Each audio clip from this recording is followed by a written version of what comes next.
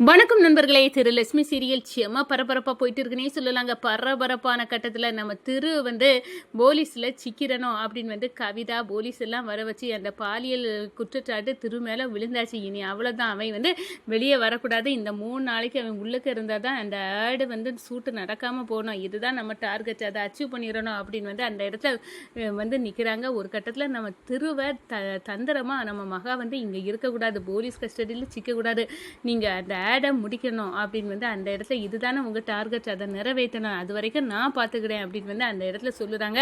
திருவை பாதுகாப்பாக அனுப்பி வச்சுறாங்க. அதிகாரிகள் வீட்டுக்கு சுத்துமுத்து பார்த்து இங்கே இல்லை அப்படின்னு தகவலில் கவிதா கொந்தளிக்கிறாங்க.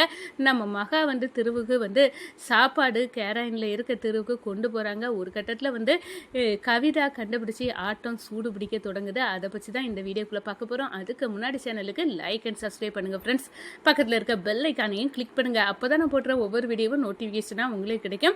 வாங்க ஃப்ரெண்ட்ஸ், வீடியோக்குள்ளே போகலாம். ஃபஸ்ட்டு எடுத்த உடனே பார்த்தோன்னா ஒரு செம அதிரடியான பரபரப்பு கட்டம்னு சொல்லலாங்க. பரபரப்பான கட்டத்தில் நம்ம பார்க்க இருக்கிற நேரம் தான் கரெக்டாட்டு அதிகாரியை நம்ம கவிதா அந்த பாலியல் குற்றச்சாட்டுன்னு அந்த ரியா குற்றச்சாட்டை கொடுத்த உடனே அதிகாரிகளை வர வைக்கிறாங்க. சுற்ற மட்டும் வீட்டுக்குள்ளே தான் இருப்பான், திரு வீட்டுக்கு தான் போனான் அப்படின்னு ஆஃபீஸில் அதிகாரிகளை வீட்டுக்கு அனுப்பி வச்சு கவிதா வேடிக்கை பார்க்குறாங்க. அதுக்குள்ளே நம்ம மகா இங்கே யார் கண்ணிலையும் நீங்கள் படக்கூடாது, அதிகாரிகளை உங்களை பிடிக்கக்கூடாது, இப்போ நீங்கள் அந்த டார்கெட்டை அச்சீவ் பண்ணணும், ஆடு சூட்டு நடக்கணும், உங்கள் கம்பெனியில் எந்த பிரச்சனையும் இல்லாமல் எல்லாம் ஒழுங்காக இந்த 3 நாளில் டார்கெட்டை அச்சீவ் பண்ணணும், இதை நடத்தக்கூடாதுன்னு தானே அந்த பாம்பேக்காரங்க சதி செய்தாங்க. அந்த சதியை முறியடிக்கணும், அதனால நீங்கள் தலைமறைவாக அதுவரை இருங்க, மற்றதை நாங்கள் பார்த்துக்கிட்டோம் அப்படின்னு அந்த இடத்துல சொல்லிடுறாங்க. ஒரு கட்டத்தில் பார்த்தோன்னா நம்ம திவ்யா கிட்ட நம்ம மகா சொல்கிறாங்க, கவலைப்படாதுங்க அக்கா, உங்களுக்காக ஒரு சர்ப்ரைஸ் இருக்குது, அவர் உங்களுக்கு அந்த ஃபோன் நம்பரை தந்திருக்காங்க, நீங்கள் அடித்து பேசுங்க அப்படின்னு அந்த ஃபோன் அடித்து நம்ம திவ்யா பேசுகிறாங்க. திரு சொல்கிறாங்க, அழுறாங்க, இந்த பாரு திவ்யா, நான் இப்படி ஒன்று நடக்கணுன்னே எதிர்பார்க்கல, வேணும்னு இந்த குற்றச்சாட்டை போட்டு என்னை வசமாக சிக்க வச்சுருக்காங்க, ஏன்னா கம்பெனியில் அவ்வளோ பெரிய டார்கெட்டை என்னை 2 நாளில் இந்த ஆக்டிவேட் பண்ணணும், அந்த இதை நடத்தியே காட்டணும், அந்த ஆடு சூட்டை நடத்தணும், அதை இப்படி டிஆக்டிவ் பண்ணி என்ன ஒரு இடத்துல முடக்கி வச்சு அதை செய்ய முடியாமல் ஆக்குறதுக்கான தான் இந்த வழியை செய்திருக்காங்க. அப்படியே அவங்க அவ்வளோ சரி பண்ண நேரம் நம்ம எவ்வளோ பண்ணலாம். அதனால் கண்டிப்பாக இதெல்லாம் தவிடுபடி ஆக்கணும்னா நீங்கள் போலீஸ் கையில் சிக்கிடக்கூடாது, இந்த டார்கெட்டை நம்ம முடிச்சு கொடுக்கோம், என்ன ஆனாலும் சரிதான், 3 நாளையில் கம்பெனியில் அந்த ஆட் ஆக்டிவிட்டி சூட் நடந்தே தீரணும், நீங்கள் கவலைப்படாமல் இருங்க, மற்றதை நான் பார்த்துக்கிட்டேன் அப்படின்னு திவ்யா சொல்லுறாங்க. இந்த சைடு கவிதா பியாய் கணங்க நிற்கிறாங்க.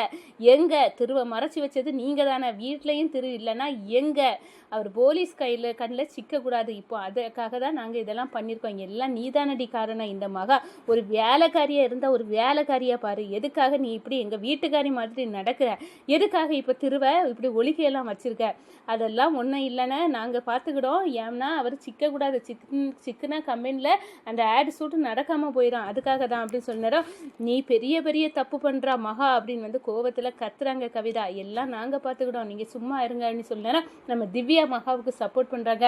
மகா நீ செய்யறது தான் சரி, நீ செய்து இப்போ சரி 100% சரி, திரு தலைமறைவாக இருக்கிறது தான் நல்லது அப்படின்னு சொன்னாரோ, அவன் எங்கே தலைமறைவாக இருக்கான் அதையாவது சொல்லுங்க அப்படின்னு நம்ம கவிதா கேட்கினாரோ, அவராக கால் பண்ணாதான் உண்டு, ஆனால் நீங்கள் கண்டுபிடிக்க முடியாது, எங்களுக்கே தெரியாது அப்படின்னு நம்ம மகா சொல்லிடுறாங்க.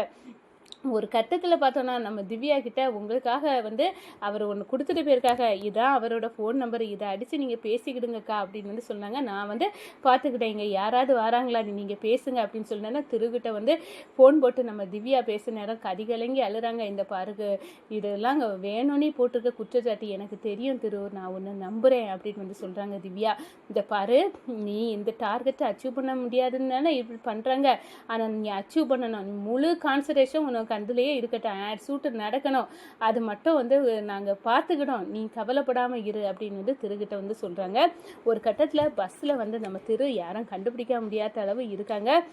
நல்லுரமா அவர் நான் பரிகார பூஜையில் செய்த சாப்பாடை சாப்பிட்டா கண்டிப்பாக இந்த பிரச்சனையெல்லாம் தீரும், அந்த சாப்பாடை கொண்டு போய் சேர்க்கணும் அவர் கிட்ட, அதுக்கு என்ன வழி அப்படின்னு சாமியை வேண்டிட்டு இருக்க நேரம் தான் நம்ம திவ்யா, எனக்கு ஒரு உதவி செய்வியா மகா, என்ன உதவி இந்த சாப்பாடு பரிகார பூஜை சாப்பாடை என் கணவர் திருக்கிட்ட வந்து கொண்டு கொடுக்கணும், நான் கொடுக்குறேன் அப்படின்னு வந்து அந்த இடத்துல நம்ம மகா வந்து திருக்கு வந்து சுவரேறி குதிச்சு வந்து கொண்டு போகிறாங்க. இதை கவிதா பார்க்குறாங்க.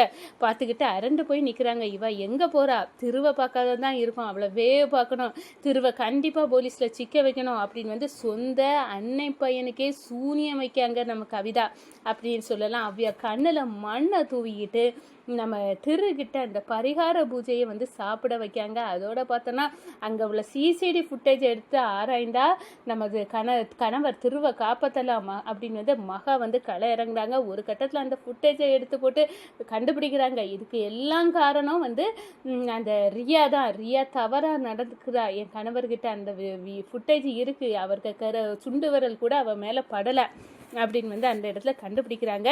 நம்ம மகா அதை அதிகாரிகள்கிட்ட கொண்டு காட்டி என் கணவர் மேலே தப்பே இல்லை, இந்த ரியாவை உள்ளுக தூக்கி வைங்க, இப்படிப்பட்ட பொம்பளையில் நாட்டுக்கே கேடு அப்படின்னு வந்து அந்த இடத்துல சொல்லுறாங்க. வேற லெவல் நியூஸ்ல எல்லாம் ரியா மேலே வந்து அந்த குற்றச்சாட்டு பொய்யானது, Parasuram group of company MD திரு அப்படிப்பட்ட நபர் இல்லை அப்படின்னு உறுதியாகியது அப்படின்னு வந்து மகா காட்டின அந்த ஃபுட்டேஜ் பரவுது. நம்ம திரு வந்து அந்த ஆட் ஷூட்டையும் நடத்தி காட்டுறாங்க.